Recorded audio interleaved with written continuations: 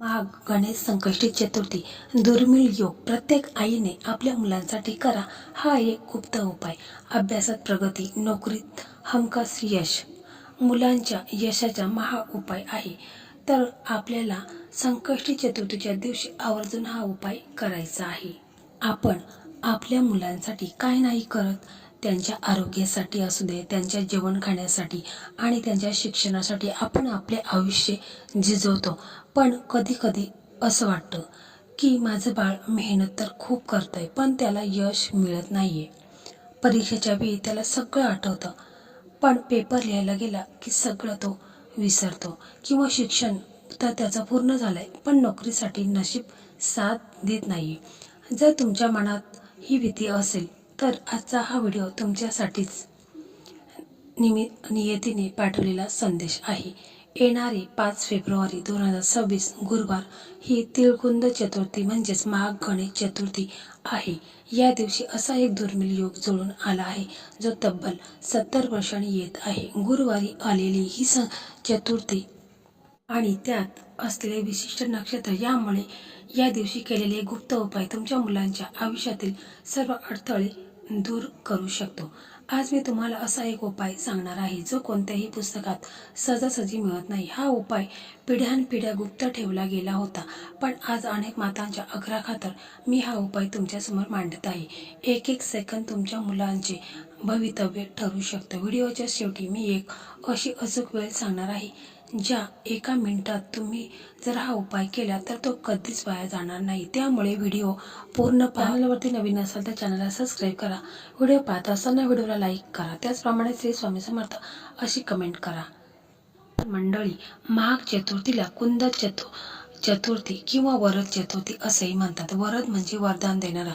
या दिवशी गणपती बाप्पा पृथ्वीवर विशेष चैतन्य रूपाने वावरत असतात.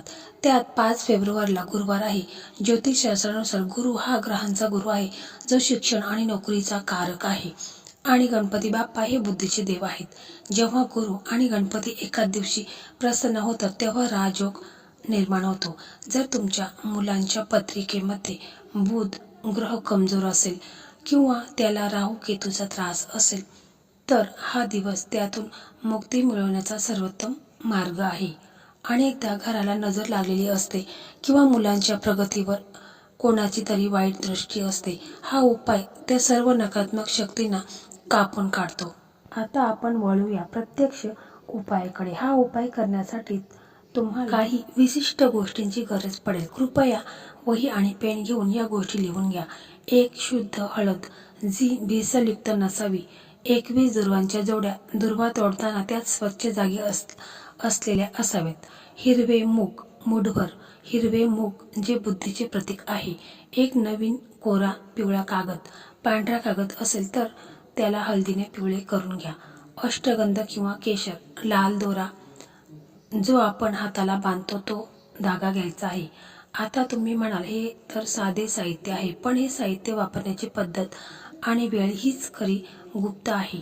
हे उपाय करताना घरामध्ये पूर्ण शांतता हवी आणि कोणालाही टोकू नका.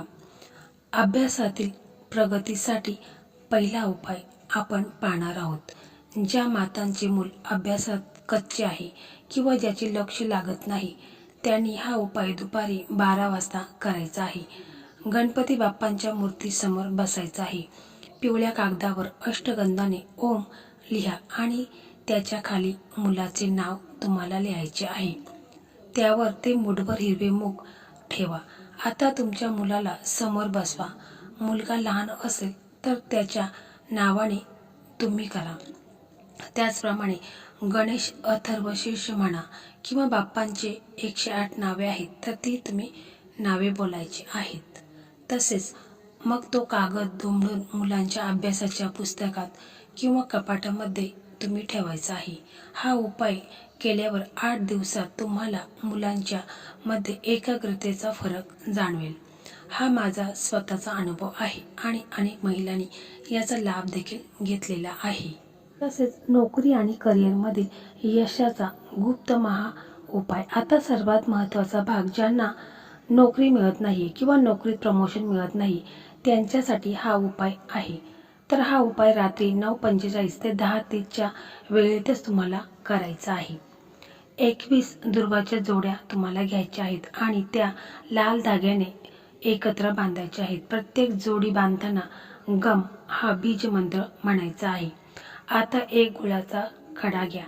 त्या खड्याला तुमच्या मुलाच्या उजव्या हाताचा अंगठ्याने स्पर्श करायचा आहे. हे सर्व साहित्य एका तांब्याच्या पात्रात किंवा स्वच्छ ताटात ठेवा. त्याच्यानंतर तुमच्या घराच्या मुख्य दरवाजाच्या आतल्या बाजूला उभे राहून बाप्पाला प्रार्थना करा की माझ्या मुलाच्या मार्गातील सर्व अडथळे आहेत, कोणतेही संकट असू दे तर ते सर्व दूर होऊ द्या.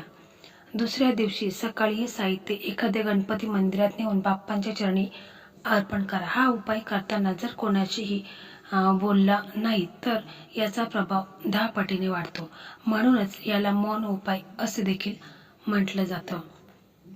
त्याचप्रमाणे मातांनो, 5 फेब्रुवारीच्या दिवशी दुपारी 2:30 ते 3:30 ही वेळ टाळा, कारण तो राहू काळ असू शकतो.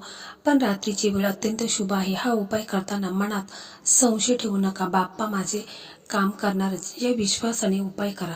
एक लक्षात ठेवा, हा उपाय तुम्ही तुमच्या मुलांसाठी करत आहात, त्यामुळे आईच्या प्रेमाची शक्ती त्यात मिसळलेली असते. जेव्हा आई कळकळीने प्रार्थना करते तेव्हा देवही प्रसन्न होतो. तिळकुंद दीप उपाय. नशिबाचे दार उघडण्यासाठी हा उपाय सहसा जुन्या ग्रंथात आढळतो, पण आजकाल कोणी करत नाही. तर काय करायचे? माघ चतुर्थीच्या संध्याकाळी तिळाच्या तेलाचे 7 दिवे लावावेत. पण हे दिवे मातीचे नसून गुळाच्या ढेपेपासून किंवा कणकेपासून बनवलेले असावेत. गुप्त विधी. तर प्रत्येक दिव्यामध्ये एक काळी मिरी टाकावी. हे 7 दिवे घराच्या 7 वेगवेगळ्या दिशांना मुख्य द्वार, कोठार, अभ्यासाची खोली इत्यादी ठेवावेत. फायदा. असे मानले जाते की काळी मिरी घरातील नकारात्मक ऊर्जा शोषून घेते आणि गुळाचा दिवा मुलांच्या बोलण्यातील गोडवा. त्याचप्रमाणे नाभी स्पर्श म्हणजे विधी एकवटण्यासाठी हा उपाय आईने मुलांसाठी करायचा आहे.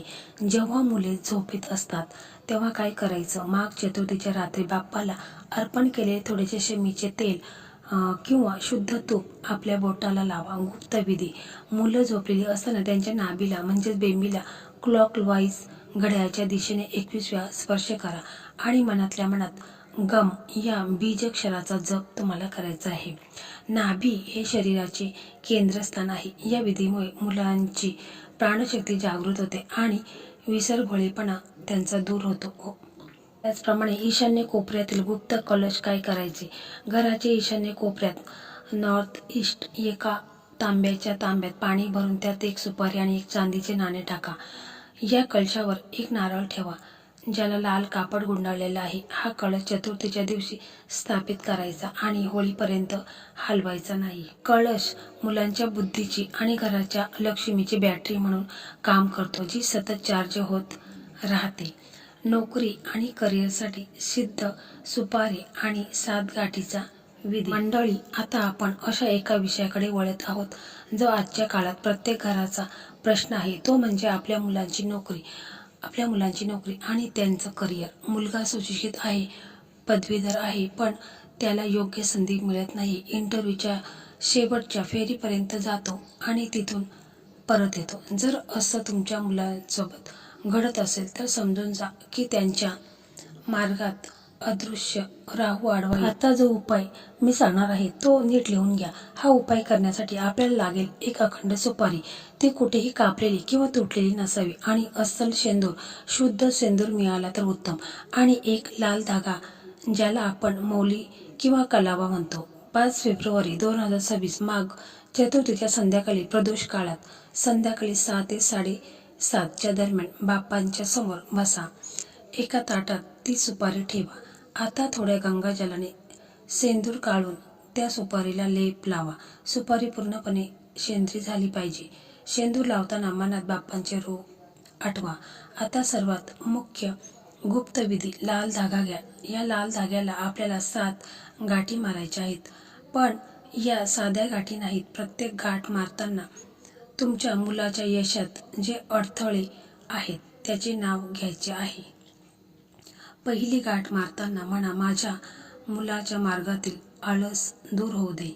दुसरी गाठ मारताना असं म्हणायचं आहे, त्याच्या मनातील भीती आहे आणि न्यूगंड निघून जाऊ दे. तिसरी गाठ, बेकारीचे संकट नष्ट होऊ दे. अशा प्रकारे 7 वेळा 7 वेगवेगळ्या समस्या किंवा इच्छा बोलून गाठ मारा. आता हा धागा त्या सुपारीला गुंडाळा. ही सुपारी बाप्पाच्या उजव्या चरणापाशी ठेवा. पण लक्षात ठेवा, ही सुपारी विसर्जित करायची नाही. हाच या उपायाचा खरा चमत्कार आहे. मग दुसऱ्या दिवशी ही सुपारी एका लहान पिवळ्या रेशमी कापडात बांधा आणि तुमच्या मुलांच्या लॅपटॉप बॅगेत, पॉकेटात किंवा जिथे कामाला जातो तिथे त्यांच्याजवळ राहील अशा व्यवस्थित पद्धतीने तुम्हाला ठेवायचे. जोपर्यंत त्याला नोकरीत हमखास यश मिळत नाही तोपर्यंत हे यंत्र त्याच्याजवळ ठेवायचे आहे. तर मंडळी, आईने हा उपाय मुलांसाठी केला तर हमखास त्यांची इच्छा पूर्ण होणारच. कारण आईच्या काळजातून आलेली हाक देव कधीच मोडत नाही. हे दोन्ही उपाय श्रद्धेने करा. 5 फेब्रुवारी 2026 हा दिवस तुमच्या मुलांच्या आयुष्यातील सुवर्ण काळाची सुरुवात ठरो, हीच बाप्पाच्या चरणी प्रार्थना.